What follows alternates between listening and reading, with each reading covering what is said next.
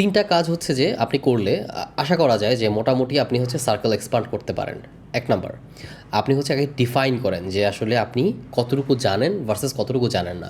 আজকে একটা খাতা কলম নেন, নিয়ে দেখেন যে বলেন যে আমি হচ্ছে স্টক মার্কেট নিয়ে এতটুকু জানি, এর বেশি আমি জানি না।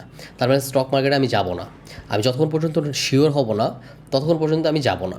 এটা হচ্ছে কি আমাকে ডিফাইন করা যে না আমি এইখানে জানি না, বা আমি গাড়ি চালাতে পারি না, হালকা হালকা গাড়ি চালাতে পারি। এখন আমি যদি 50টা মানুষকে নিয়ে বাস চালানো শুরু করে দিই, এটা যেমন হচ্ছে প্র্যাকটিক্যাল সলিউশন হয় না, ঠিক সেরকমভাবে আমরা যেই জিনিসটা জানি না সেই জিনিসের পিছনে ব্যাপক পরিমাণ রিসোর্স ইনভেস্ট করা, ধরে নেন টাকা ইনভেস্ট করা, সময় ইনভেস্ট করা, এটা কিন্তু হচ্ছে যে মানে ভালো লাভজনক কিছু হয় না।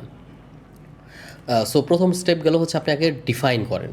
তারপর সেকেন্ড জিনিসটা হচ্ছে কি, এখানে আপনি হচ্ছে আস্তে আস্তে এটা কী করেন যে এক্সপান্ড করার চেষ্টা করেন।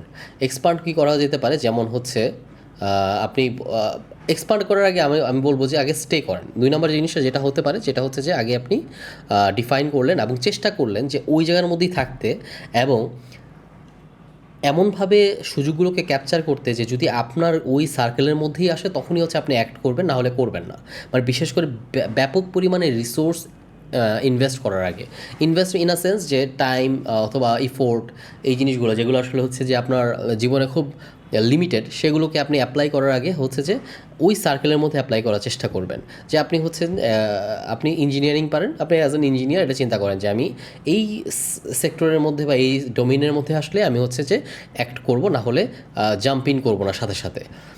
কিন্তু ধীরে ধীরে আপনি হচ্ছে যে জিনিসটা করবেন যে একটা দিকে এক্সপার্টিস তো আপনার হচ্ছে যে অলরেডি আছে, এখন আপনি কী করবেন আরও হচ্ছে যে এর আশেপাশে যতগুলো হচ্ছে যে সাপ্লাই চেনে যতগুলো স্টেক হোল্ডার আছে, যতগুলো সেক্টর আছে, ওইদিকে আস্তে আস্তে আপনি কী করলেন, ইনক্রিজ করতে থাকলেন আপনার এক্সপার্টিস। তাহলে কী হবে যে আপনার সার্কেলটা আস্তে আস্তে বড় হতে থাকবে। এবং দেখা যায় যদি আপনি হচ্ছে যে একটা যদি সহজভাবে বলি, আপনাকে যদি আমি প্রতিদিন একটা করে ইট দেই, বলি যে আপনি খালি জাস্ট একটা করে ইট রাখবেন ওই জায়গার মধ্যে, মানে একটা নির্দিষ্ট জায়গায়, 1 বছর পরে দেখবেন 365টা ইট হয়ে গেছে, 10 বছর পরে 3500 ইট হয়ে গেছে। সো এভাবেই কিন্তু কি হয় যে মানে জিনিসটা অ্যাকুমুলেট হয়।